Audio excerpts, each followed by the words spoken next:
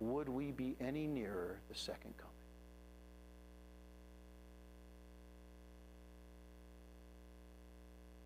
Yes. If every Seventh-day Adventist were in the same spiritual condition that I am in, would we be any nearer to the second coming? Would the church be any more perfect? What?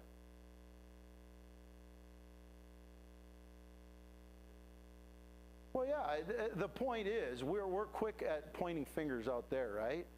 But let's stop and do a personal inventory and ask ourselves, am I about the mission here, right? And so that's why we can't sit there and criticize the church, because I'm a part of the church. And the church is, what the church is made up of every one of us, of who we are. And so if we want the church to be better, then what should we do? Look at everybody else? No. Look at myself and be better myself. And come up higher myself. And then when we're worried about ourselves, we don't have time to worry about everybody else. Because then all of a sudden we realize, wow, I've got a long way to go. I'm not anywhere where I should be after 40 years in the church. And I realize that. I say, Jesus, man, you've been so patient with me. I've known this stuff for all my life, and I'm still struggling along the road here. What is up with me, you know? So anyway, it's just, every true Christian will possess a missionary spirit. For to be Christian is to be Christ-like. Everyone who has tasted of the powers of the world to come, whether he be young or old, learned or unlearned, will be stirred with the spirit which actuated Christ. And then she tells us what the spirit which actuated Christ was, which is the very first impulse of the renewed heart is to bring others also to the Savior. It's the missionary spirit. That's the spirit that actuated Jesus. Those who do not possess this desire give evidence that they have lost their first love. They should closely examine their own hearts in the light of God's word and earnestly seek a fresh baptism of the Spirit of Christ. Truth be told, the vast majority of us in church, we need a renewed conversion experience. That's what we really need. And when we have a renewed conversion experience, we'll have a testimony. And when we're so in love with Jesus and he's doing things and changing in our life, that good news, you just can't help talk about it, right? It spills out. I told you my story when I was in college, and then I realized that I wasn't converted. I was taking theology. I mean, I loved the Lord, yes. I cared about the church and stuff, and I wanted to serve the Lord. So there was good intention there, but my heart was not really renewed because I didn't have the missionary spirit. But God can change that when we ask him and say, Lord, I want to be reconverted. I want to have that spirit. And we persist in that prayer. God honors that, and he will change us. All right, so two things that we have to do. We've got to have the local church refocused on mission. We've got to have a renewed personal conversion with the main desire in our lives is to bring people to Jesus. When I'm shopping at the grocery store, Jesus, is there somebody here that needs to hear about you? When I'm filling up at the gas pump, when I'm whatever, at my job, wherever, there's always kind of in the back of my mind, is there an opportunity to share Jesus here? Is there somebody who's open and seeking? That's what it is, the main desire, to bring people to Jesus. It's just kind of operating there. It's not that you get in people's faces. You don't get obnoxious. You don't stand on the street corner and beat people over. You know, I'm not talking about that, but I am talking about having this kind of subconscious thing, awareness of saying, Lord, where's the opportunity to bring Jesus into this thing? Number 3, intentional redemptive relationships. I mentioned this last night, but the problem is that the longer we are Adventists, the fewer and fewer pre-Adventist friends we have, because we don't really associate with those people anymore, because they're not living the right way and they're doing things that we know are not good and we shouldn't be doing those things. So we only hang out with Adventist people that are like us. And so unfortunately, we don't really have significant friendships with pre-Adventist people. And so if all we're doing is hanging out with people who are already Adventists, how do we share the gospel? How do we have a missionary spirit? What?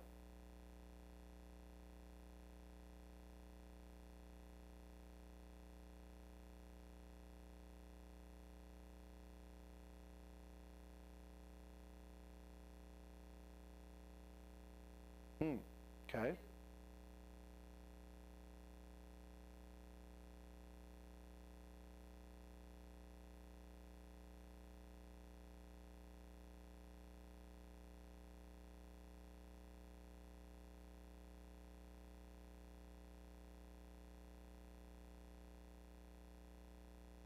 Yeah. Mm-hmm. Okay. Right. Right. So that's where we have to really seek the wisdom of God, because there are places that we're not going to go. That's right. Okay? There are things we're not going to do. But I told the story last night about, doing the vegetarian supper club and them bringing alcohol as the housewarming gift. And God gave us the tact to navigate through that. And they didn't bring alcohol next time it was at our house, because they knew after that, right? But we're still finding ways to interact with those people and build those friendships. That's the point I'm trying to make. It is.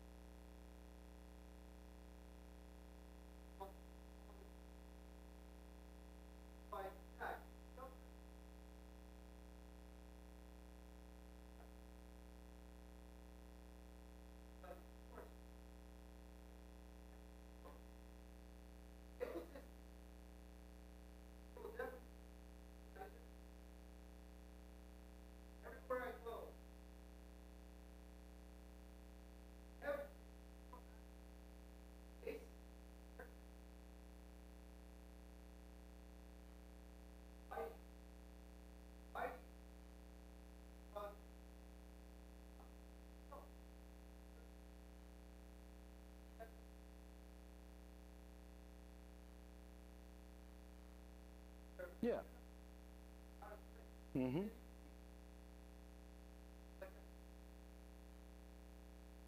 Yeah. Yeah, so let me tell a couple stories that sort of illustrate what we're talking about. Because I really believe that if we're prayerful about it, and you have the burden to reach these people, if we're prayerful about it, God will show us how. He'll give us ideas and help us to create contexts in which we can cultivate those kinds of friendships in ways that work. So, I mentioned to you that my favorite sport is snowmobiling. Now, this is a picture of what it's like where I grew up. I love the mountains, snow, and everything.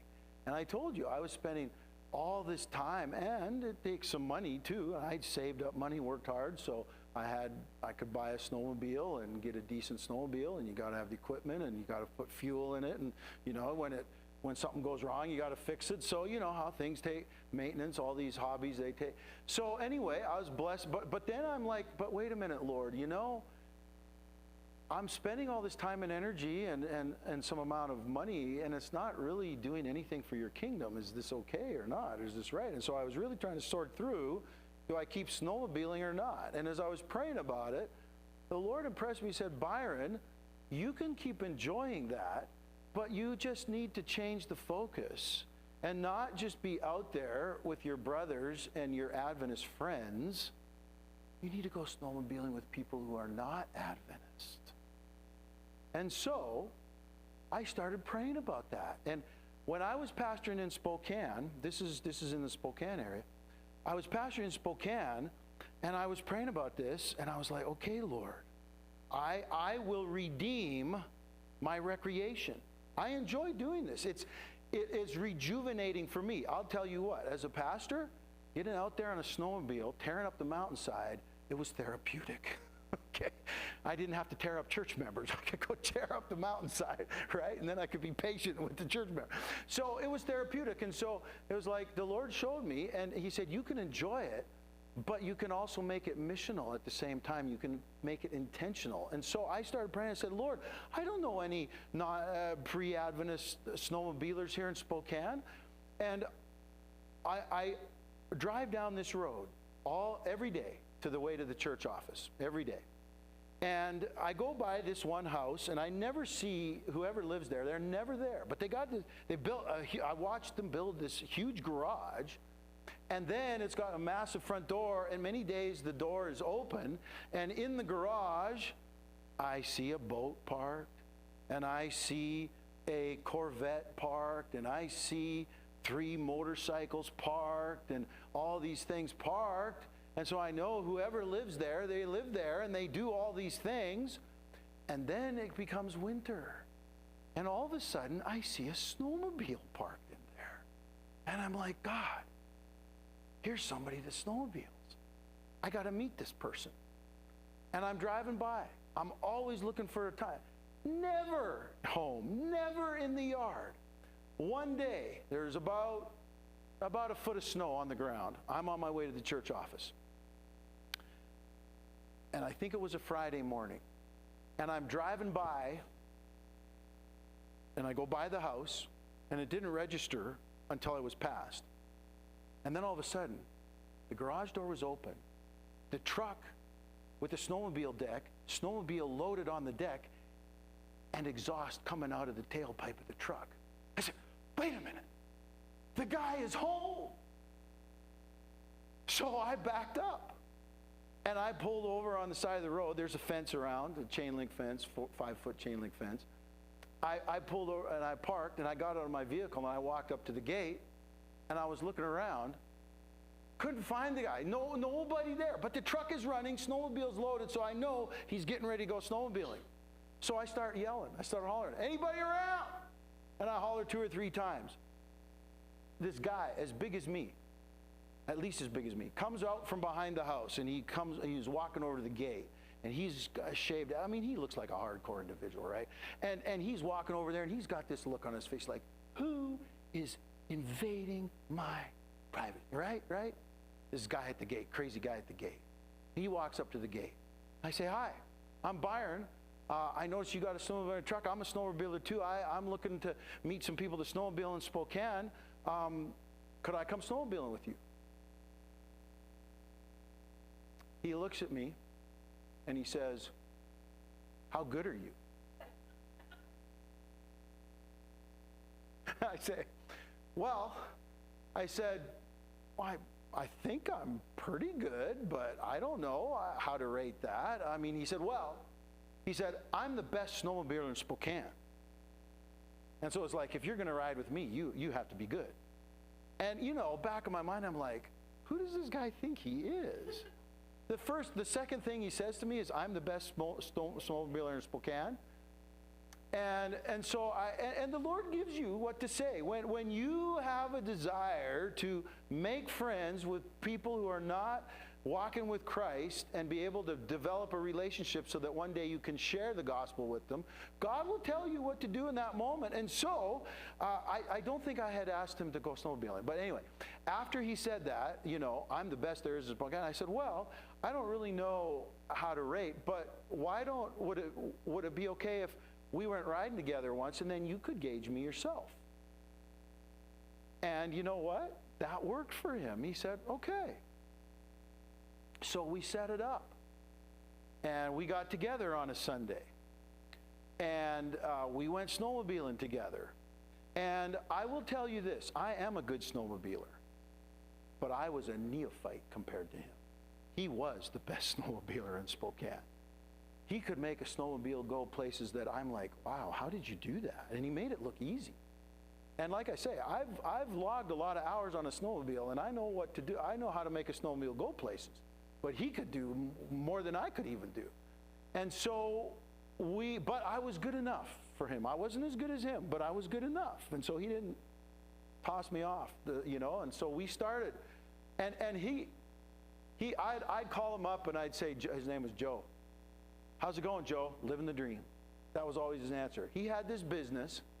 He worked his business Monday through Thursday, and all winter long he snowmobiled Thursday, Friday, and Saturday, and Sunday. No, Friday, Saturday, and Sunday, yeah. Monday through Thursday he ran his business, snowmobiled 3 days a week. Hey, if I could snowmobile 3 days a week, maybe I could be as good as him too, right? But anyway, and so I began snowmobiling with him on Sundays, and we'd go out. And I made it a point not to take my own vehicle, but to go with him, right? So we would load my snowmobile on his deck or tow a trailer, and so I would ride with him, and then we could talk. And then at strategic times, I could steer the conversation into spiritual matters. And Joe was hardcore, and Joe had buddies that he snowmobiled with. And the first time or two, he didn't go take me with his buddies. I guess he wanted to see if I could, stand up to it. But then after that, after 2 or 3 times out, then he said, hey, why don't you come with my buddy? We're going to go over here and we'll go with my buddies. His buddies, man. Okay, you got to understand, these are the kind of people that their language is totally colorful, right? Okay. And they think it's cool to take beer around in their snowmobile with them and ride up the mountain and do crazy things and then drink to celebrate. Okay, these are the guys, right? And so the first time he brought me, we walk into the group and everybody's cussing up a blue storm and talking about and this, that, and the other and everything going on. And then Joe says, and by the way, this is my friend Byron, and he's a preacher. Everything went dead silence. And then I got a nickname after that. They didn't call me Byron anymore. They did call me Preacher. And so I would know Joe would be on the phone when we were driving somewhere. Yeah, I got the preacher with me this time. So I was Preacher. And I'd ride with these guys, and they were hardcore. And you know what? I lived my life. I didn't judge them, what they were doing, but they cleaned up their language when I was there. I didn't have to say anything about it. They cleaned up their language. And Joe was not a churchgoer. And Joe and I would have these conversations as we're driving back and forth, and I'd start talking about, what do you think about what's going on in the world, and where is it headed, And so we'd get into spiritual conversations, and little by little, he started warming up, and I got to the place where I was inviting him to come to different things that we were doing at the church. And, he'd say he was going to come, and then something would come up, and he couldn't make it. But I just kept asking, and this takes time. This doesn't happen in 2 months, folks. Okay? This takes years. I was there in Spokane for 5 years pastoring. I met Joe about a year in, so I knew Joe for 4 years. And just before I left, Joe came to the first thing he ever came to at the church, my invitation. It was an outreach we called Journey to the Cross, and I don't have time to tell that whole story. It's a powerful thing, but little by little, Joe was beginning to warm up to the gospel. So it's a way, and so God helped me redeem my hobby, my interest, in a way that I didn't become like the world. I didn't do the things that those other people were doing, but I was associated with them. I think it's kind of what Jesus did, right? Because that's what they accused him. Why is your master eating with tax collectors and sinners? And what did they accuse him of? Being a glutton and a what? Drunkard. Now, was he doing that stuff? No. But he was with people who were.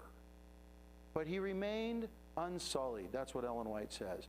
And the interesting thing is he was able to do this in a way that she tells us that sinners felt comfortable in his presence. Even though he was the epitome of righteousness and right doing, they felt loved and not condemned. And they were comfortable with Jesus. And so he was able to reach them and save them in ways that the Pharisees never could. This is what I mean about redeeming friendships with pre-Adventists, with unchurched people. And God will show you how to do that in your context. And I don't know how that specifically is going to work. But he will. You pray about it. And I know he'll and that goes for everyone here. God will show you how that will work in your specific context. Man, there was another story I was going to tell.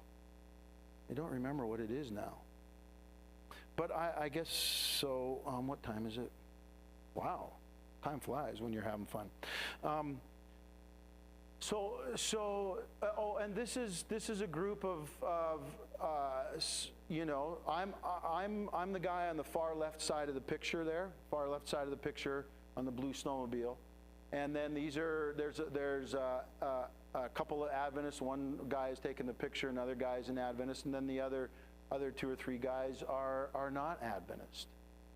And so this is what you do, because then you start building relationships between Adventists and pre-Adventists.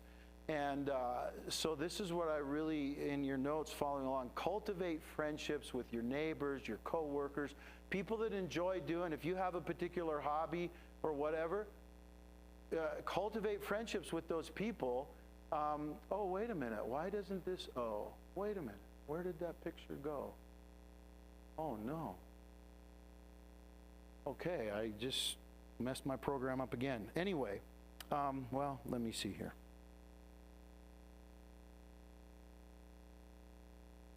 Oh, no, I'll come to it. I know, it's just farther ahead. Okay, so the other necessary change that I really want to talk about with us here today is multiplication of Bible studies. I have been pastoring or serving the Lord in some capacity in the Adventist ministry for 32 years. And here is a rule that is never broken. Churches that have Bible studies going grow. Churches that are doing Bible studies baptize people and grow. Churches that are not doing Bible studies don't baptize people other than maybe little kids who are in the church already, and they don't grow. In the Adventist community, because of the message that God has given us, the door to the baptistry leads through a Bible study. And the more Bible studies you have going on, the more baptisms you will have. And why do I talk about cultivating friendships? I talk to you about sending mailers to the community and you get cold interest, strangers who come, right? We'll baptize 10 to 15% of that group of people. But get this. If you invite a friend and they come to the meeting, they don't need to have any other connection to the church. Never been to a church function, don't know anything about the Seventh-day Adventist Church, but they're your friend. They know you. And you invite them and they come to the meeting. All of a sudden, instead of baptizing 10 to 15%, we will now baptize 30 to 50% of people just because they're your friend. And so, when we do the meetings, if you, amongst your congregation, can invite and have 20 people who are your friends show up at the meetings, God's going to help us baptize 7 to 10, or maybe even more of those people. So that's why friendships are so important. And then check this out. You get people doing Bible studies, the baptism rate on Bible studies goes up to 90%. It's my 30 years of ministry, observing 30 years. Oh, the Bible study to do? Oh, I'll talk about that. Yes, I'm coming there. Good question. So how do we increase Bible studies? I want to take the next bit of time in your notes to go through there. You're on the back of the page now. Ways to increase your Bible studies in your church. Maximize your church's front door. What do I mean by this? Really be intentional about your greeter ministry. And forgive me, I like to observe what a church does at their front door. And we can make some good changes here. One of the first things you need to do is get rid of your guest book. Churches that have guest books, it doesn't really work. A guest book, to me, it's an archaic thing that is just about useless. But you should replace it with something else, and I'm going to talk about that with you. How do you maximize your church's front door? When I was a baby pastor, one of the first churches I pastored, this is actually the second church, and I did this at my first church, but here's a sample. I got rid of the guest book, and we developed a little greeter card. And we had a podium in the foyer of the church, and I did special training with my greeters to say, look, here's the deal. If you have a person who is not an Adventist walk through the front door of your church on Sabbath morning, this is an amazing opportunity. What's that? Okay, well, let me talk about this more. Good, then let's do a better job of that. It's an amazing opportunity. Why? Because here's a person who's overcome so much prejudice, so much misinformation. They have such an interest in truth that they're willing to walk through the doors of an Adventist church on Sabbath morning and be there. Wow. Folks, that is a person that's ready to fall into the baptistry, trip into the baptistry, if we will do something about it. And here's the thing, God, if we are good stewards and if we develop a system and we're intentional and prepared for those people when they come, God is going to start sending more and more of them to your church. And if you do this one thing well, you will have a constant stream of Bible studies. Because we began doing this in my church, and this is the sample, and you can take a picture of it and you can create your own. We put it on cardstock. And we had a supply on a podium at the front, and we trained our greeters. And that's what it says. It gets their contact information. And at the bottom it says, I'm a member of the blank church in blank. This is a really cool way to find out if the person is an Adventist or not. I don't have to ever ask them the question, are you Adventist or not? Because if they say, I'm a member of the Kerrville Adventist Church in Kerrville, I know you're an Adventist, right? But if they say, I'm a member of New Life Church in Seattle, guess what? Chances are this person is what? They're seeking. They're not an Adventist. So I already know just by what they tell me. Or they'll say, I'm a member of the blank, I'm a member of the First Baptist Church in Auburn, or whatever the case. So you'll find out without asking, are you Adventist or not, just by saying, I'm a member of the blank church in blank. And then please check all the boxes that apply. New in our community, visiting our community, attending here for the first time, visited here before, request a membership transfer here. And this to me was gold, because I would train my greeters to make sure people would fill those out in a kind way, non-threatening way. And then as soon as I'd be done preaching, I'd go out in the foyer, and when I'm seeing people walk by that I didn't recognize, I'd always check with them, hey, did you have a chance to fill out our guest card? And if they had, great. And if they didn't, I walked them over and I said, would you please do this for me? And then I would go through and sit down every week on Monday, and I'd sit down and I'd go through those cards. And when I had people check off visiting in our community, here's the thing. My goal with my elders was that within a week preferably, but within 2 weeks, we would visit everybody at the address they gave us who filled out a card within 2 weeks' time. And I'll tell you this. If you've got Adventists moving into your area and they're looking for a church to go to, and they fill out that card, and then you visit them within 2 weeks, where do you think they're going to transfer their membership to? Because you're probably the only church that made an effort to pay attention to them and welcome them in the community and say, hey, is there anything we can do to help your transition? Yes, you had your hand up.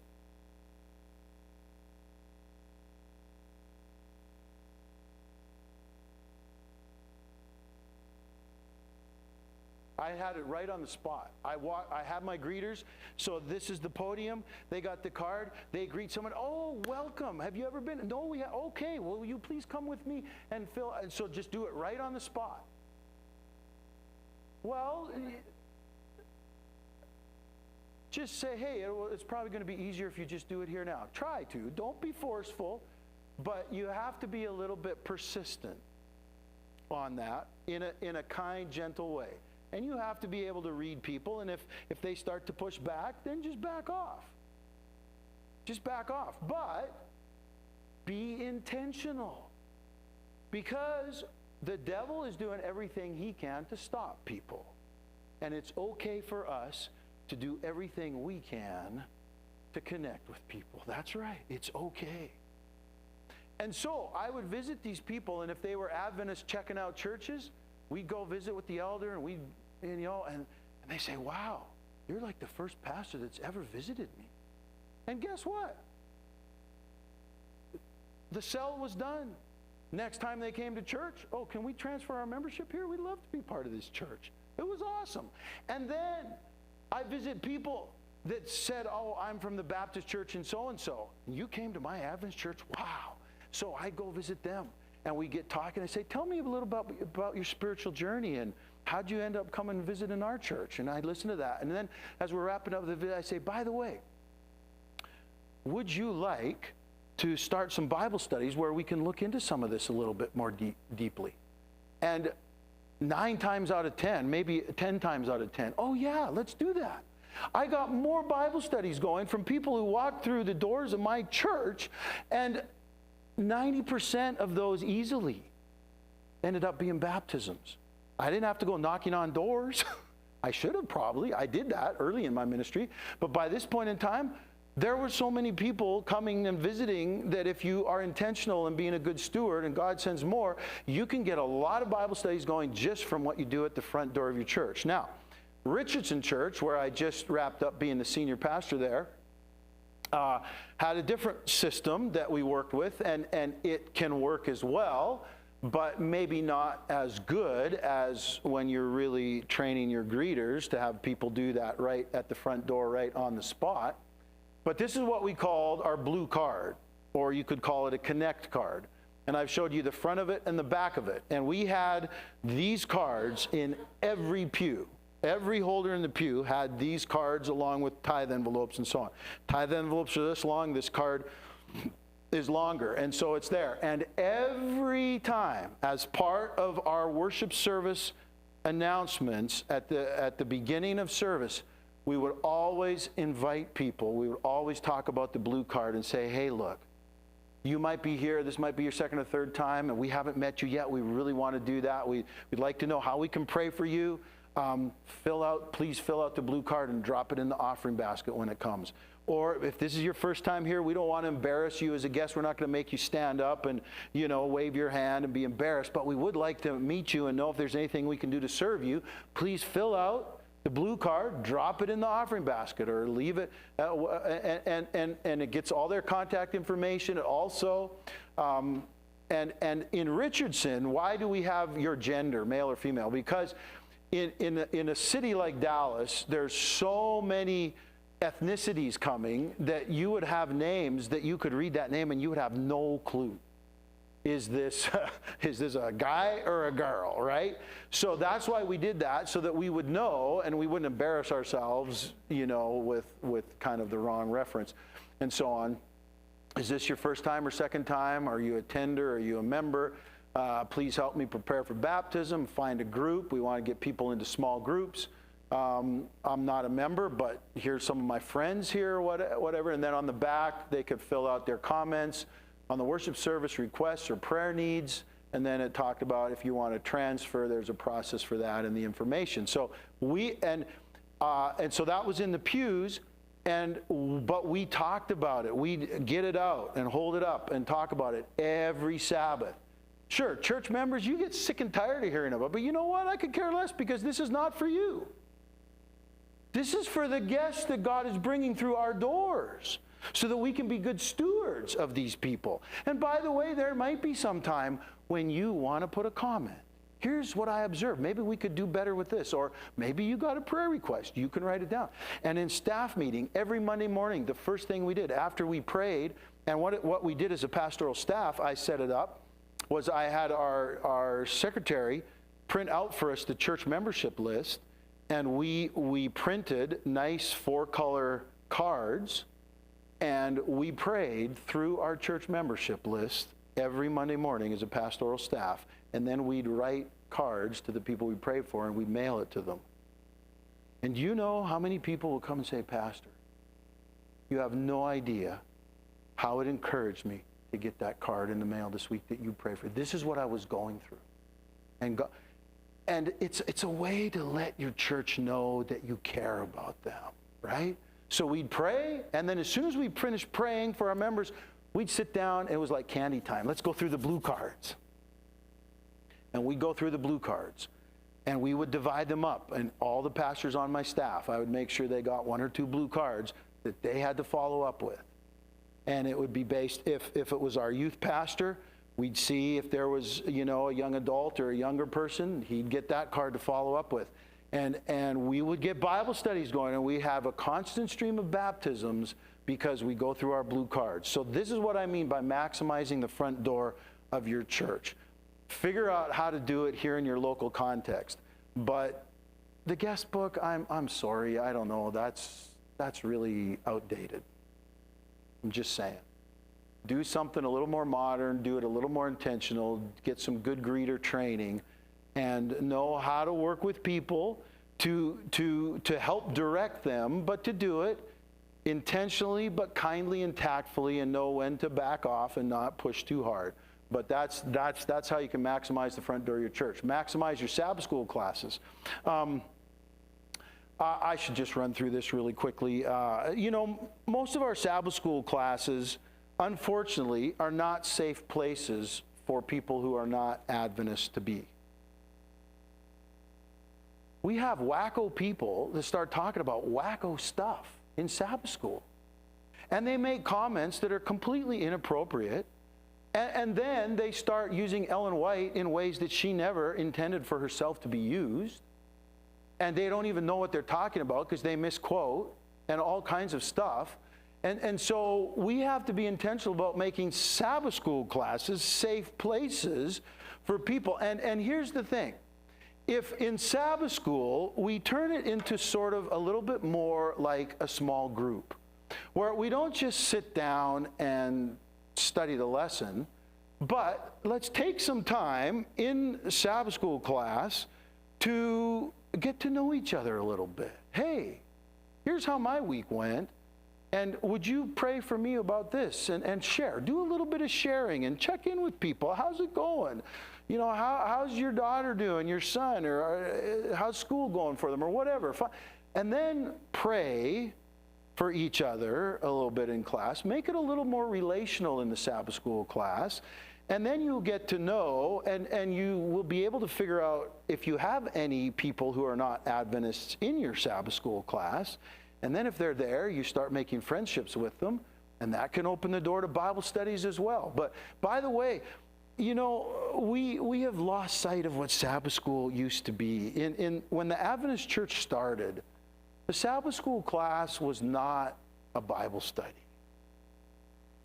I'm sorry to tell you. You know what it was? It was a training class about how we're going to go out, fulfill the Great Commission, and reach our friends and our neighbors out there with the message. That's what Sabbath school was. It was training on how we can be equipped. It was equipping to go be missionaries. I think it would be great if once a quarter you got your Sabbath school class together, but instead of studying the lesson, you went out and did an outreach in the community. Huh? We've done that before. I did that at Richardson a couple times. They weren't fancy outreaches. Some of it was just as simple as One time, instead of doing Sabbath school class, we printed a bunch of nice 4-color flyers off about Vacation Bible School. And we all got together and we went out in their community and we knocked on people's doors and we gave them invitations to come to Vacation Bible School. That was our Sabbath school class. Now, do you think we sinned? We had kids from the community come to Vacation Bible School because of those invitations. So maximize your Sabbath school classes, maximize your recreation and social occasions. I talked about that as far as snowmobiling. So the point that I want to make is redeem these activities that God wants us to have fun. Amen? Church does not have to be, oh, it's my duty. No, we should. Because if we're not excited about it, why would anybody else be excited about it, right? We have to be excited about it. And so do the things that you enjoy and that you love and that you have fun at. But you can use those things to increase your opportunities for Bible studies. So think about your hobby, whatever it is. If you love to golf, here's the thing. Here's the rule I want you to put in your notes. Never do recreation with only my Adventist friends. I put almost because maybe there's a time or two when, but never. Make it your goal. I'm never just going to do my recreation with my Adventist. So if you love to golf, please go golf. But put together a foursome. And take an Adventist friend with you and 2 pre-Adventists. And now you're golfing with people who are not Adventists, and you're building friendships with people who are not Adventists.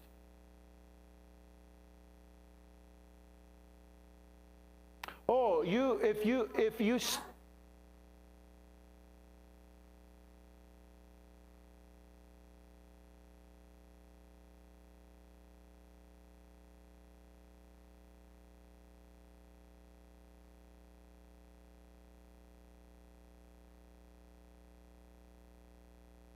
Yeah, but that's not what it is in the Adventist church. I'm just saying, if you study Adventist history and you look into what the early days of our church and what they did in Sabbath school, it was not what we are doing now in Sabbath school.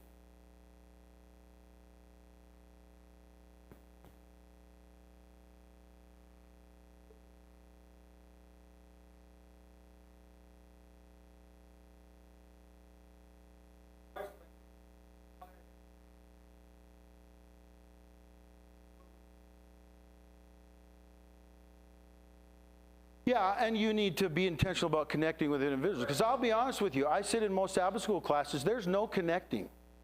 Okay? Because guess what? We're not sitting in a circle. We're sitting on pews like this, all facing the front, and there's a teacher up here, and the teacher is doing a lecture and maybe ask some questions, and people there and there, they might answer the question, but it's not a conversation amongst the group. It's a lecture with responses back to the lecture and back. Very rarely, and we don't know each other. We're looking at the backs of each other's heads, and we're not really in a circle interacting with each other. And I'm not getting to know you and what makes you tick and your joys and your sorrows.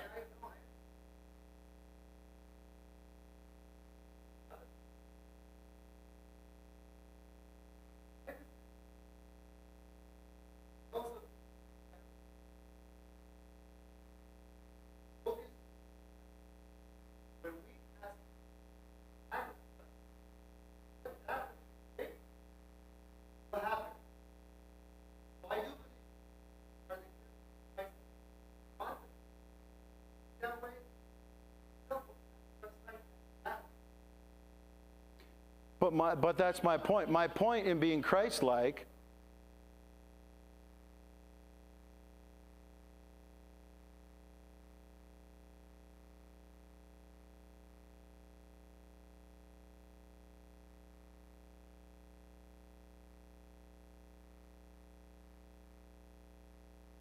Mm-hmm.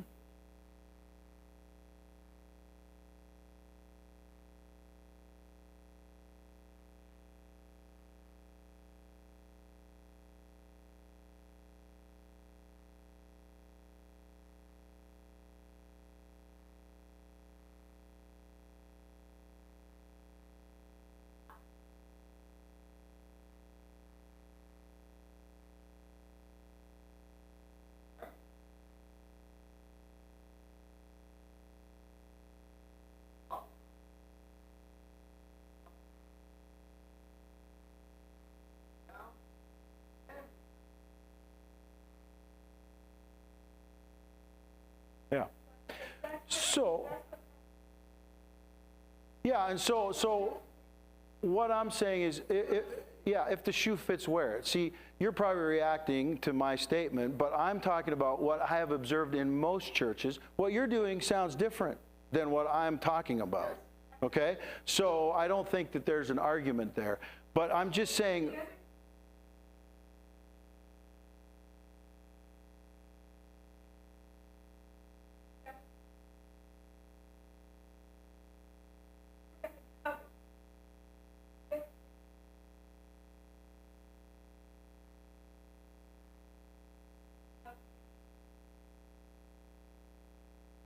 Mm-hmm.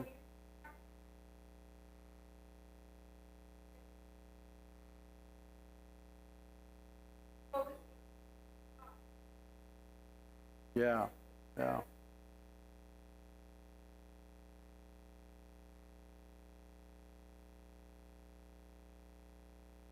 And here's just another thought too, and this is a challenge, but the Sabbath school lesson was designed to be studied by yourself at home as part of your daily devotions every day, so that you've studied the entire lesson by the time you come to Sabbath school. And then it can be more a discussion of the key points that God spoke to your heart about. The reality, unfortunately, is, yes, the studies that they did at the GC session that was in San Antonio in 2015, I don't know if you recall, one of the statistics that they shared there about Adventist churches or Adventist people, and this is a challenge that we are struggling with. Less than 20% of our Adventist membership spends 5 minutes a day in daily devotions. 5 minutes. Less than 20%. That tells me that most of the people that come to church on Sabbath are not having a walk with God the other 6 days of the week. And that's why it's kind of dead and empty, because we don't have a living relationship with God. If you only ate food physically once a week, how strong would you be physically? Could you even function if all you did was eat spiritually or physically once a week? You couldn't. But this is what we're doing spiritually. That's why I say we need a new conversion. We need to be having a daily time with Jesus. That's not 5 minutes with a canned devotional. And don't get me wrong, I love the devotionals, Doug Batchelor writes and John Bradshaw and all these different devotional books, but that's really, it's canned food, folks.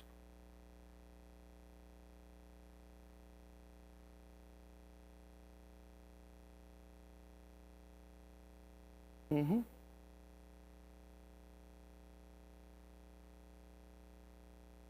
Yeah.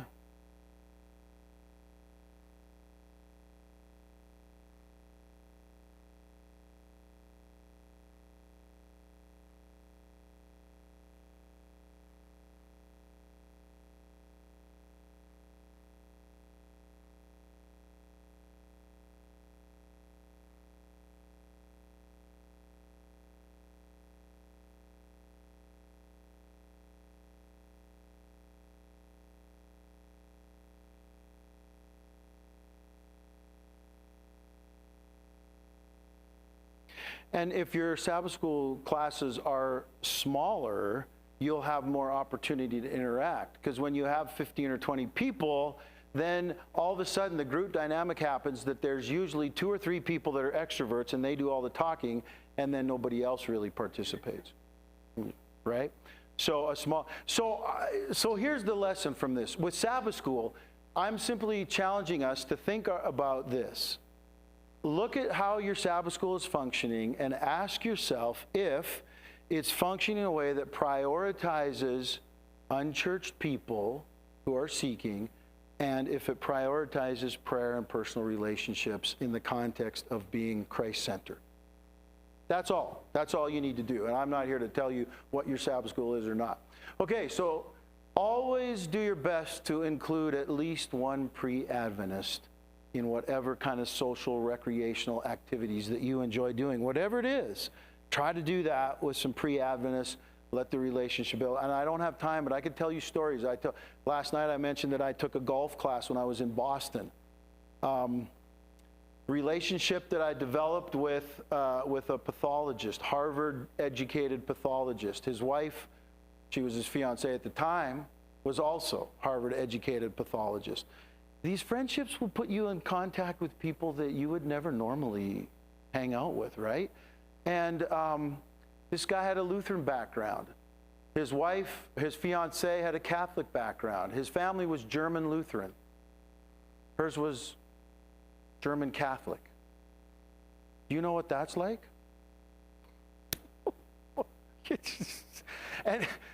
And so we talked, and he knew I was a pastor, and so we'd been developing that piece of the relationship. And one day we were golfing. He says, Byron, he said, man, he said, I got a problem. He said, you know, my fiance and I we're getting married, but she's Catholic, hardcore Catholic, her family, and my folks are old country German Lutheran, and because she's Catholic, we have to get married in the Catholic Church.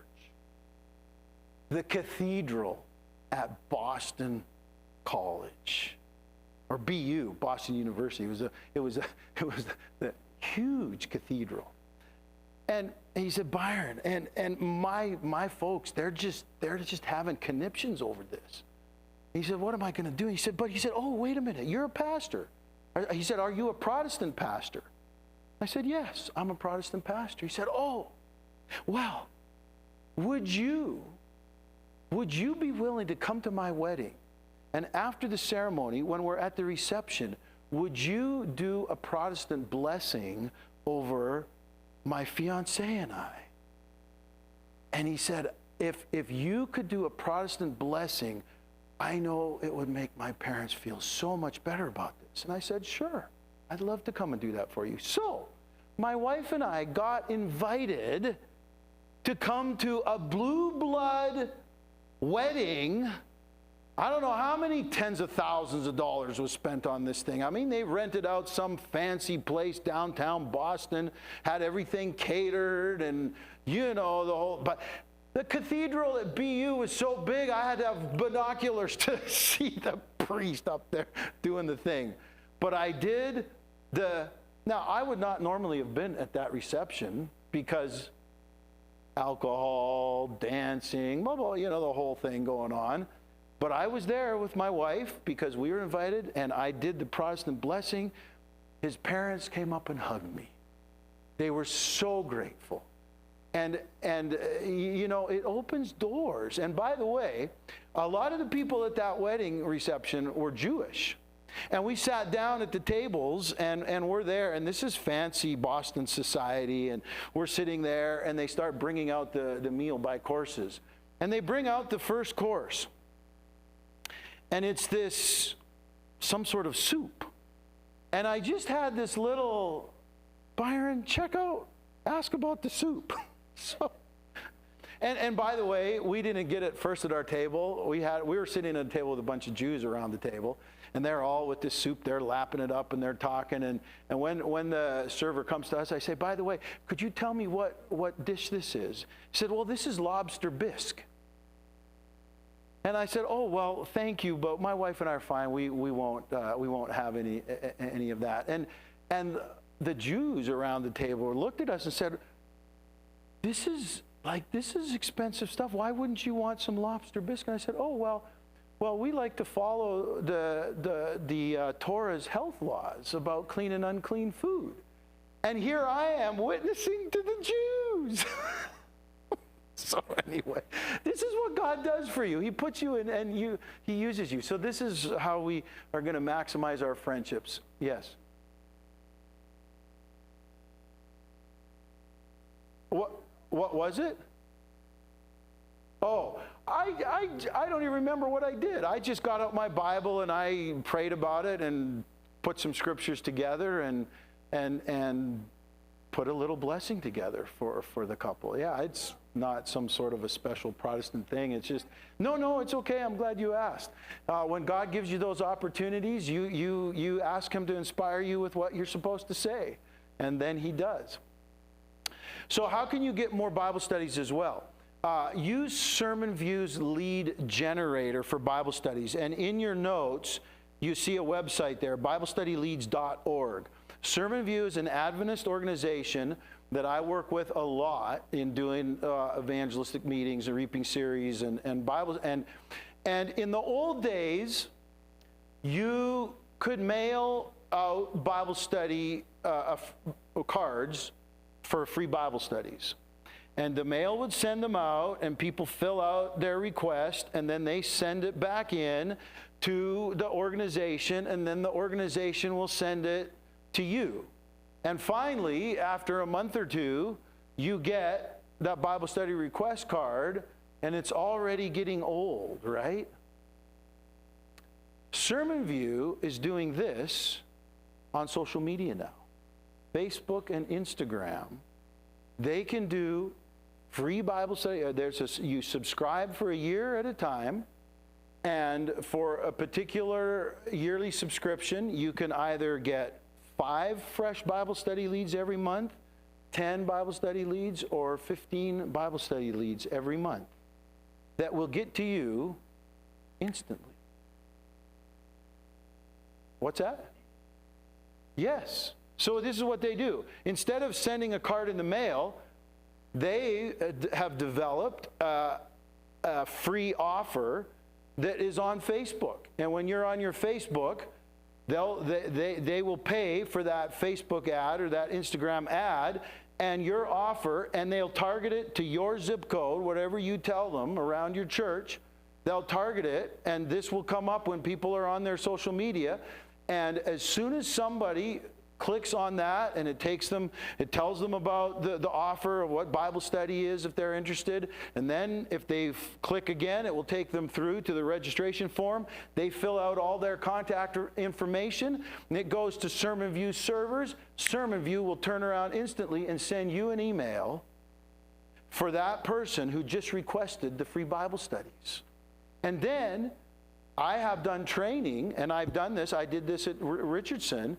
And I've gone and I've put this into practice myself. How do you follow up those Bible study leads? And I've done a video training. I've put together a training document on what you say at the door when you go up and you get that lead, and then you go knock on that door in person. Don't send it by email, by mail. Don't make a phone call, whatever. You got to go in person and knock on that person's door who requested the Bible study and say, hey, I'm a representative from myfreebiblestudy.com, where you requested free Bible studies a couple days ago, and we're just here to deliver the first 2 here. Let me show them, introduce myself. I've got the whole thing done. I've got training on how to do this, but it's a powerful way. Instead of now having old leads that are cold, now you can get leads that happen real time. Within 24 hours, somebody who's requested a Bible study, you'll get it. And the problem of mailing out 10,000 Bible study request cards is all of a sudden you get 50 Bible study requests back. It's overwhelming. You can't follow up 50 responses all at once, and then they get cold because it takes months to get. And so now you can still get your 50 Bible study requests, but you get them metered out a month at a time, and now you can manage it because you get 5 new ones every month. You can follow up 5 in a month. And if every church member, if you get people involved, several church members involved, and we do training on how do you move it from dropping off a Bible study at the door to sitting down with them and starting to do a sit-down Bible study, one-on-one with discussion and interaction, all that training we can do. This is a way that I encourage churches to start using in their community to get fresh Bible study leads of people who are interested. This is the website that you go to, Lead Generator, and you can get all the information there. The link is in your notes. And then, how do you give the Bible studies? Well, this is what I like to do. This is the method that we followed at Richardson, and you can use Amazing Facts Bible study guides. You can use It Is Written Bible study guides. I like both of those equally well. They're both very good series of lessons. The Amazing Facts has kind of part 1 and part 2. Part 1 is 14 lessons, and part 2 is 13 lessons, so there's 27 altogether. It Is Written is one entire series of 25 lessons, and once you get people through the first 14 of the Amazing Facts lessons, they're almost ready to be baptized. So I call this the 10-week Bible study plan. And so what we do is when we start the Bible study, you take lessons 1 and 2 with you. And so give lessons 1 and 2 to your Bible study interest. You show him or her how to do the lesson. And so I sit down with people and I have the 2 lessons and I open up the first one and I show them how it works. Question and answer format, and there's blanks that you fill in, and we're going to look up the Bible verse and we're going to read that Bible verse and we're going to fill in the blanks and the answer, and then we're going to read the comments about it. And so I help them and I show them how it works, and then I ask them to then number 2, as they're doing the lesson, ask them to write down questions that they have, because I'm not going to do the Bible studies with them. I'm going to get them started, show them how it works, and then I want them to do the Bible study on their own during the next week. And then I'm going to come back the following week, and I'm going to sit down with them, and we're going to review the lessons that they did. So I tell them they have 1 week to finish the lessons, and if they don't make it in a week, that's okay. Of course, we work with that, but I want to give them a goal to strive for. And so then, number 3, set up, as you're in that first visit, set up a time to return the next week to review those first 2 Bible studies that they're going to do over the next week. And what you're specifically going to focus on is the questions that they wrote down. That I always sit down as we'd open up the study and say, okay, this study was about the inspiration of the Bible. How do we know you can trust the Bible? Did you have any questions? Was there anything that didn't make sense to you? Yeah, this thing I didn't quite. So we talk about that. And then at the end, I'll go over and make sure, I pull out 2 or 3 of the key points in the Bible study lesson, touch on that, make sure that was all clear with them. And then we go on and do the same thing with the second Bible study. So then, at that second meeting, we review that. We drop off the next 2 Bible studies. And then at the next meeting, we go over the questions that they had and we review the summary sheet. So the Amazing Facts lessons, they don't have blanks that you fill in with each question. You study through, and then at the end, it's like a true and false, fill in the multiple choice quiz thing, summary sheet at the end. And so what I would do in the meeting is I would go over the questions that they had about the Bible study first. Then we would sit down and we'd go through the summary sheet and check their answers. And if my answers were different than their answers, we would talk about that and say, why was there a different answer? And if they ask a question that you don't know how to answer, that's no big deal. Just say, hey, that's a really great question. I don't have the answer for you right now, but I'll have the answer for you next week. And then you study up that week, or you talk to your pastor and get the answer and share it with them next. And so that's the cycle that I follow. Number 5 there, leave the next 2 lessons and keep following that process.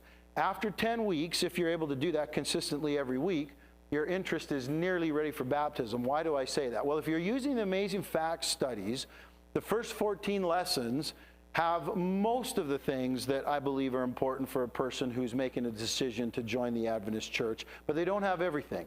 Because the first 14 lessons, they don't have anything about stewardship, tithes and offerings. They don't have anything about the pre-Advent judgment, the 2,300 days, the sanctuary. And the sanctuary is really what makes the Adventist message unique. The whole sanctuary message in Christ's high priestly ministry. So that's not covered in the first 14.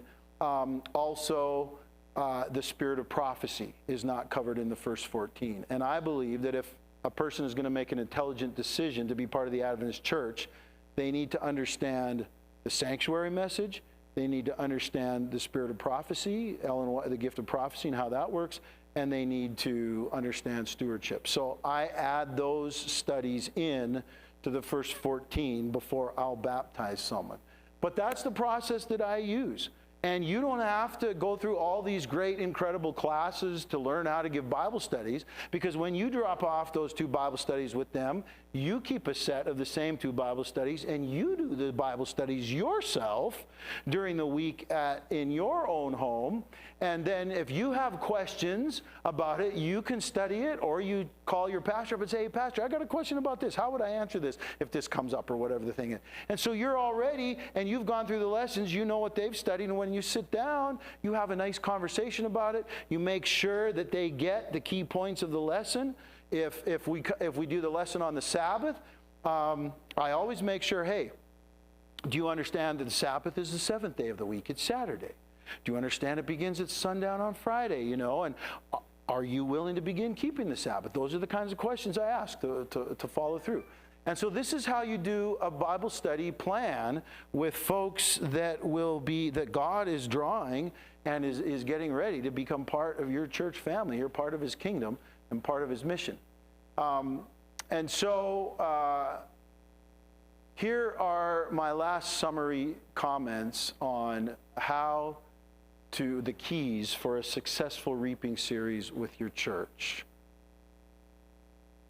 The church needs to have every ministry refocused on mission.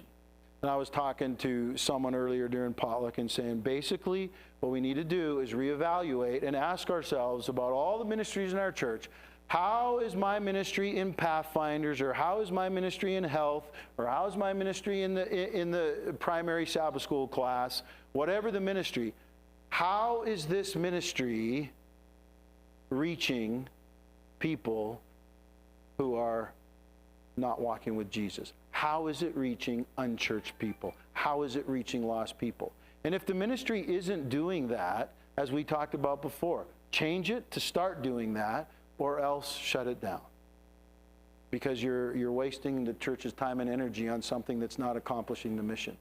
So this is a big deal that you'll want to have a discussion in your church board meeting and your leadership team here about how do we make sure we're really keying in on focusing our church on mission. The second key to a successful reaping series is my 7 for Heaven prayer list and action plan.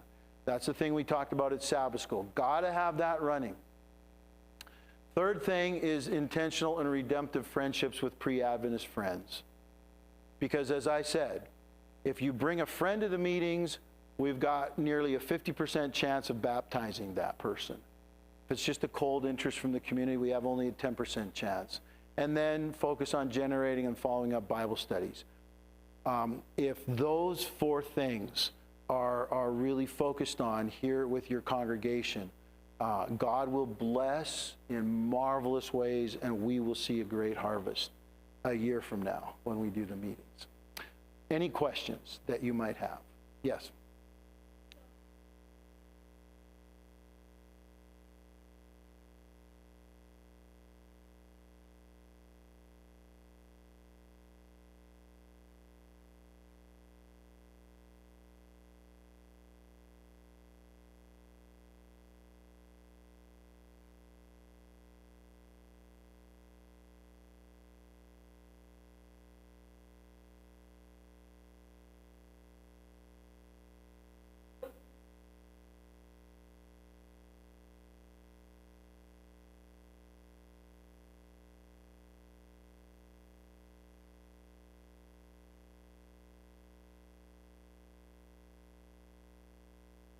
That would be discipleship. But if your ministry, and you may have one ministry that is entirely focused on discipleship, but if you have other ministries and all they're doing is nurturing, they're not being missional. Because we have to be asking ourselves, what are we doing to get outside of our walls? It can. Yes, it can. But here's the challenge that I want to alert you to. And here's the challenge, because all of us, and I'm including myself in this, and we are all naturally self-centered. We are born that way. And so nature constantly pulls us to an inward focus. And we have to constantly be intentional about being outward focused. And here's the problem that churches run into. When we say, are we going to do ministry for ourselves or are we going to do ministry for the lost? It's impossible for a church to say, we're not going to do ministry for ourselves. I know that we're selfish enough that we're always going to be doing ministry for ourselves. So we have to ask ourselves the question then, all right, yes, we're going to do ministry for ourselves, but we're also going to do ministry for the lost. Then the question we have to say is, which one of those is going to take priority? And unless you intentionally say the ministry for the lost is always going to be our priority, guess what? Ministry for ourselves is always going to usurp it. It will always, that's just the way of human nature. And so we have to stay on guard the fact that yes, we're going to do both, but we're going to prioritize people who are not here yet. This is not just about the people that are here. It's more about the people who are not here yet that we want to see here. And make that our priority. And constantly check yourselves. And the way we can check ourselves to know if we're prioritizing, here's how we tell what is important to us. Where we spend our time and where we spend our money. It's the same personally. It's the same in the church. And I would challenge you to sit down and look at your church budget and ask yourself how much of your church budget goes to directly outreach-related activities. And how much is spent on maintaining ourselves. And yes, so my goal in the churches that I pastored, and it was always hard, and I was always trying to push there, but my goal was to have at least 10% of the overall budget going directly into evangelism.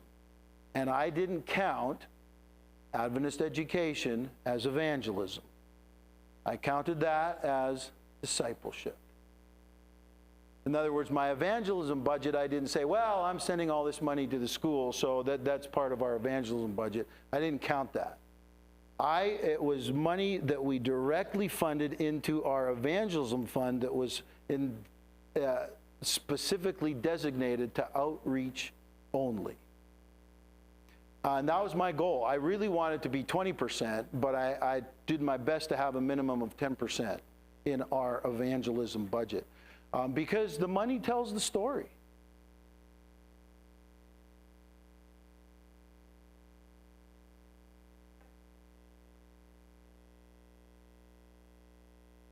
You see, because discipleship is the nurture. That's intended to help strengthen and grow the people who are already within the walls.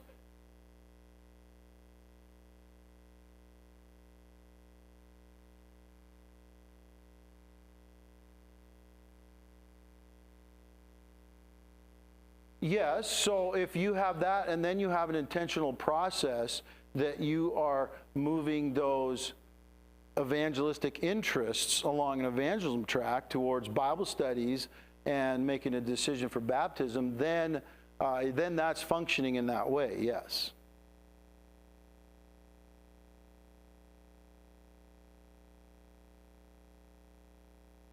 Yeah, so did I talk to them about starting Bible studies? And did I have people in the church who are ready to start those Bible studies? Right? Exactly. It does. Yes, I'm not saying it doesn't. That's all I'm saying. If we're saying I have a nurture ministry, but I have some people who are not Adventists who are coming to it, can I classify that as my evangelism money? And so that would count for my budget. Maybe. My answer to that is maybe. Because if you don't have an intentional evangelistic process for those people, it's kind of wasted time.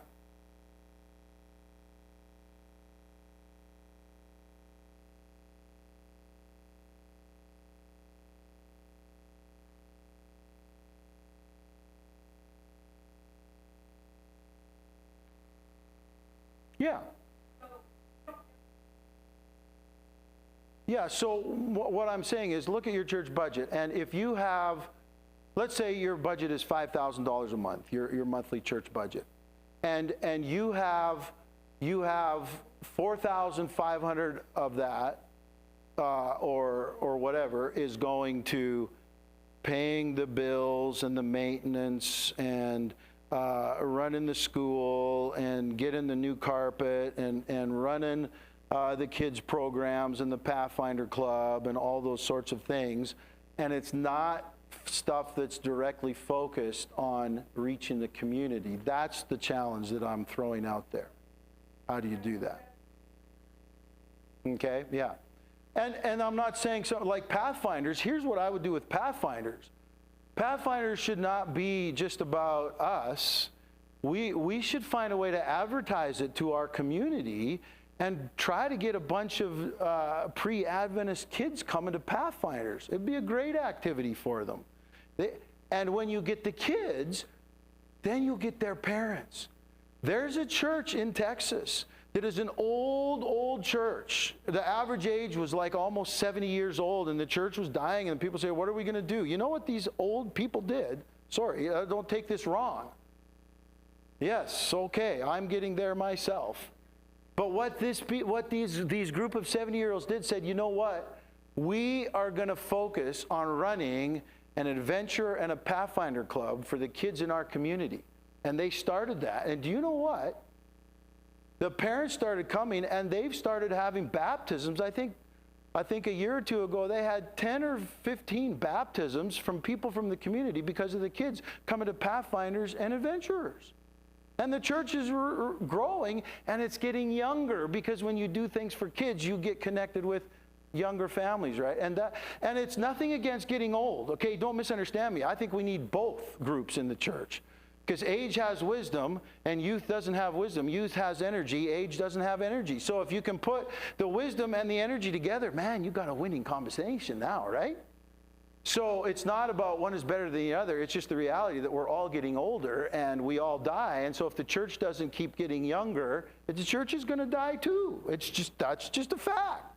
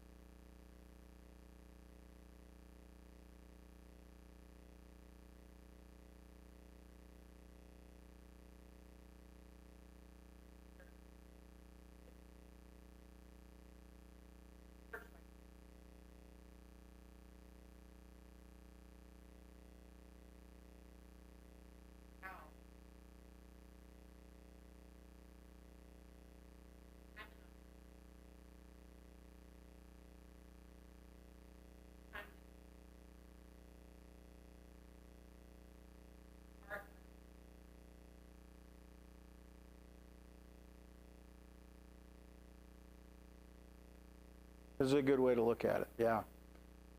It's about that. So do you have questions for me that I can respond to in the next few minutes here? Yeah. Sure. Yeah. Okay. Yeah, I'd be happy to take a look at them. And it may not, the issue may not be with the guest cards. It may be a matter of training so that we know how to use them effectively. That may be where we want to.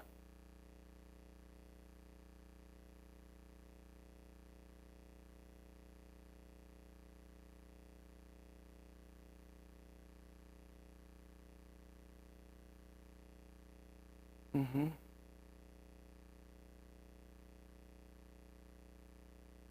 Yeah, it's awesome.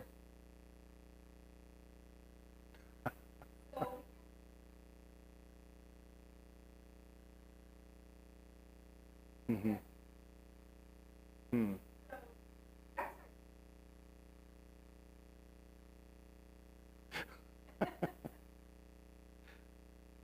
I see.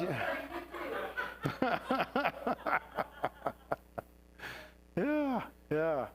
No, I know there are challenges, but here's the thing. Be prayerful and ask God where to start. I've shared with you a ton of stuff, and you know what? You're probably sitting there like deer in the headlights right now, feeling a little overwhelmed.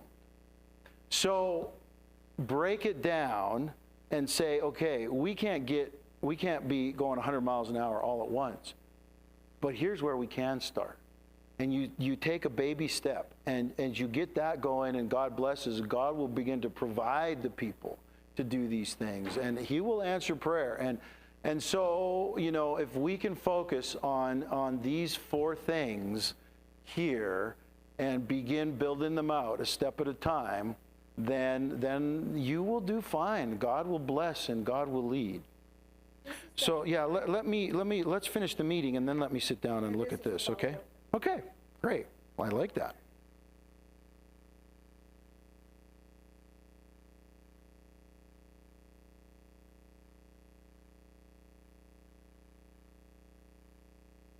Yeah, that was this morning, yeah. Divine appointments. And that's what Desert Rain, my 7 for Heaven prayer list, and that's really what that's about. Okay?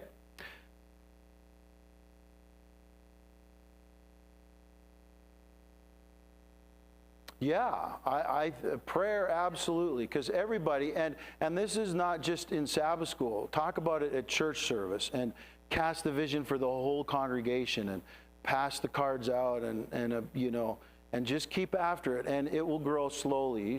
People aren't going to get on board right at once all the time, and that's why we need time. I tell you, what I have learned is that, you know, and this is what God runs into all the time with us, things that really could happen very quickly, they just take time. We just, you know, life happens and stuff, and it just takes time. And I've learned that my timeline with people is never the timeline that really needs to happen. And so I've tried to learn to say, look, Byron, if you think that this can happen in 2 months, no, it probably needs 3 to 6 months, kind of a thing. It just, I don't know. Like, for example, I'm working with a church that they want to do a church plant in a particular area of the Metroplex. And so I was able to get a Bible worker to come and join the project. And before we got the Bible worker, I talked to the church and I explained to them, I said, look, the Bible worker cannot do this alone. The Bible worker needs to have, Jesus sent us out 2 by 2.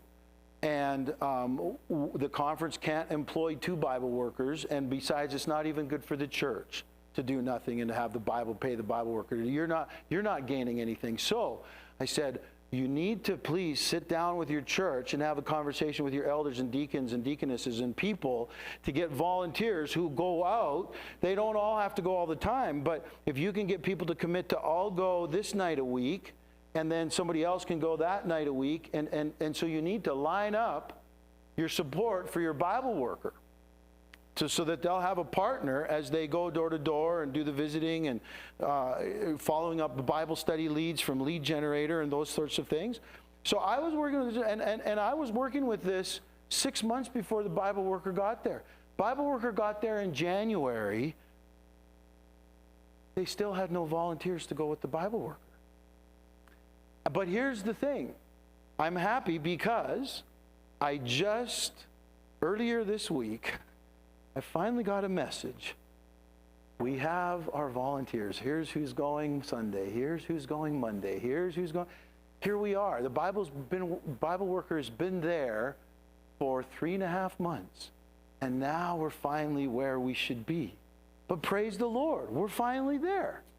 So I'm just saying, it's never too early to start, because it will take time to get where we want to go with this. But yes, please, and I sent your pastor a very detailed manual.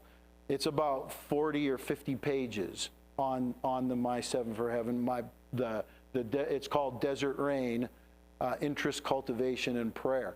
And so it details this, what I kind of hit the highlights on. It details out how what you're going to want to do with your church is identify someone here to be your Desert Rain coordinator. Yes. Yes. The Desert Rain coordinator needs to be an organized individual, a person who's good at follow-up and kind of get things done and check in with people, because there are a few pieces of this that need maintenance, like making sure we have enough prayer cards for everybody, making sure that we've got the Sabbath School action groups organized and facilitators for each group, and probably an assistant facilitator, because what if the facilitator can't be there that week? And then making sure that we do our prayer in here as the worship service every week, and we got our visual aid. Maybe it's a book of life, maybe it's the tree of life, something. There are pieces to this, and so you really need somebody who can be here consistently, who's really got a burden for that, and who's a good, organized, follow-through person. And I'm just going to be transparent. Jesus talked about, he talked about the spirit being willing and the flesh being weak. A lot of us sometimes, we have wonderful intentions and we would love to do this, and we've got a willing spirit, but we don't have the particular gifts to actually make that happen very well. And part of being a mature Christian is when I can look at myself and say, you know what? I love this idea, and I'll support it, but you know what? I can't be in charge of it because my gift isn't there. Okay? My gift is not music. So I love a music ministry, and I'll support it, but I'm not going to lead it. I'm not going to make it happen, right? So we have to be mature enough to know ourselves and be okay and say, you know what? Maybe there's so-and-so they got the gifts and they'll be way better. And I love this and I'm passionate about it, but I'm not very well organized and I just want to do a good job. So there's a difference between being interested in something and being able to execute it, right? And so we want both of those, interest and execution, yes.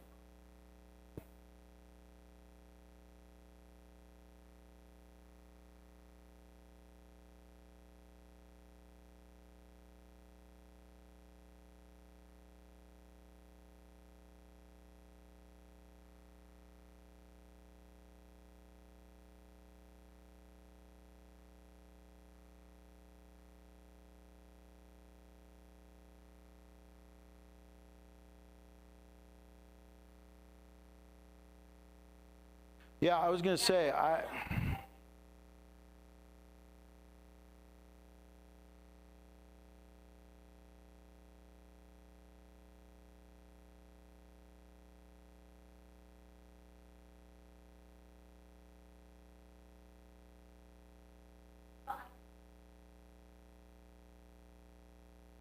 there is a way. The conference has a program that they'll subsidize a part-time Bible worker 50%. The church subsidizes 50%.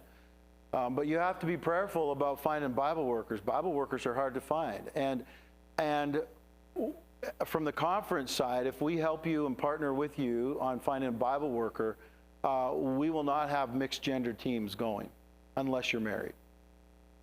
Okay? It's a liability issue. It's a witness issue. Jesus sent his disciples 2 by 2, so we got to go 2 by 2. But he didn't send out males and females together who weren't married. So that's a no-no, right? So I'll just draw that boundary right now.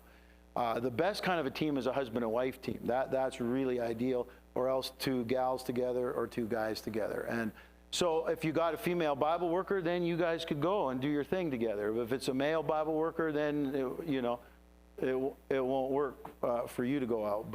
But yeah, a Bible worker is an option. But I would hope that a church would say, you know what? We've got 40 potential Bible workers here. And we don't have to pay somebody 20 hours a week to go to outreach, because if 10 of us just would devote 2 hours a week, we would do 20 hours a week of Bible work. And my dream for evangelism in the Texas Conference is I told the administration when they asked me to be the English, I said, if you want to change the baptism trajectory of this conference and the growth of the conference, I'm sorry to disappoint you, but hiring me to be your full-time evangelist is not going to make a difference, because we have 26 million or 28 million people in the Texas conference. We're baptizing, we average somewhere between 2,500 and 3,000 baptisms a year in the Texas conference, which sounds wonderful, and that's great, but Texas is growing. Dallas alone, Dallas Metroplex, Fort Worth, it grows by 150,000 people a year. And we're baptizing 3,000 over the whole conference. We're not getting the work done, folks. We're getting farther behind here. And so I said to them, if maybe, let's say that the churches I work with are phenomenal churches, and God blesses us, and I'm doing 5 or 6 series a year, and we baptize 20 people at every series. So I'm baptizing 100, 120 people a year. Did that move the needle in terms of 2,500 or 3? So we went from 2,500 to 2,600. Is that moving the needle? I said, no, that's not moving the needle.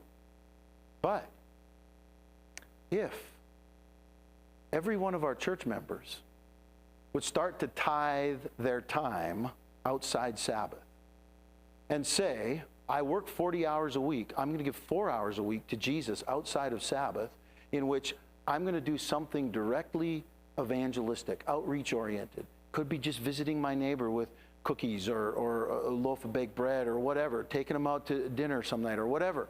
But I'm going to give up one evening of TV, and I'm going to go out and I'm going to work for Jesus, and I'm going to give a tithe. I work 40 hours a week. I'm going to give 4 hours a week on a weekday evening. And if all of our members would start doing that and praying, Jesus, let me win one person to you in the next 12 months. And let's say we had only 50, or let's say we had 25% of the members, 1/4 of the members in the Texas conference do that. We have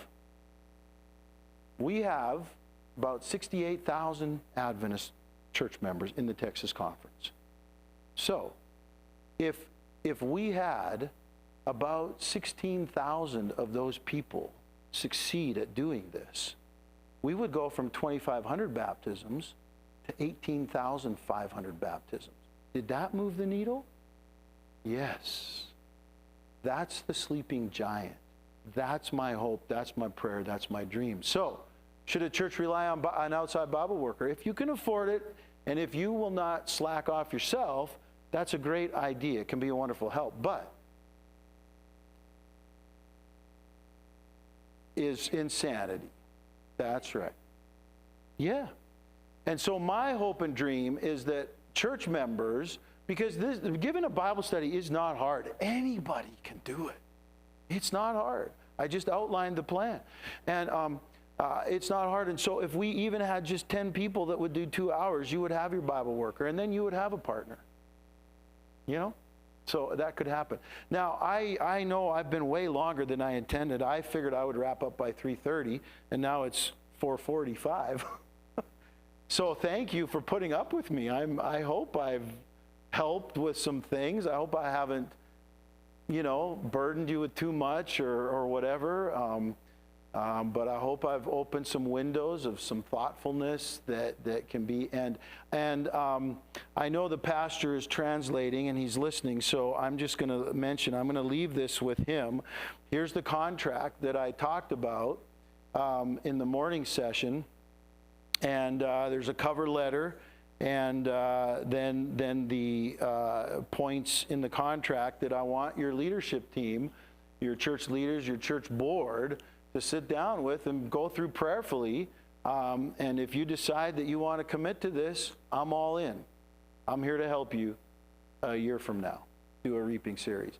And if you decide this is not for you and you're not ready for it, that's fine too. I respect you. I'll pray for you, but I'll be somewhere else in the spring of 2025. Okay? And like I say, my first desire would be to be here. I think this church is poised for some awesome things.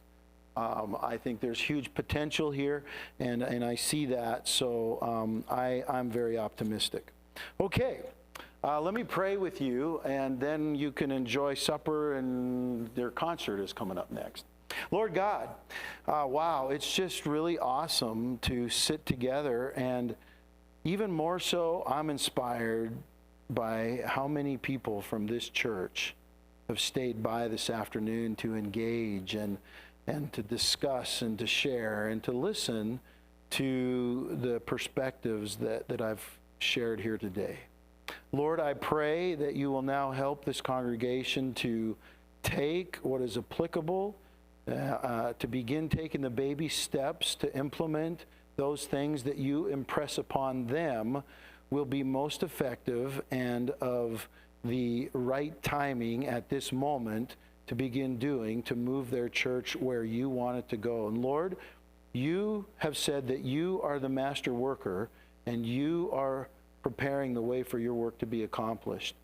I don't claim to know what that looks like here in Kerrville, but you do. And I know you have people here that want to know your heart and mind. And so I pray that you will guide them very specifically and very clearly on implementing the parts of this that you impress upon them, and that we will be able to see a marvelous and miraculous harvest for your kingdom's honor and glory when we come together a year from now. Thank you for hearing this prayer. Pour out your Spirit in abundance. I plead with you, Jesus. It's in your name I pray. Amen. You're welcome.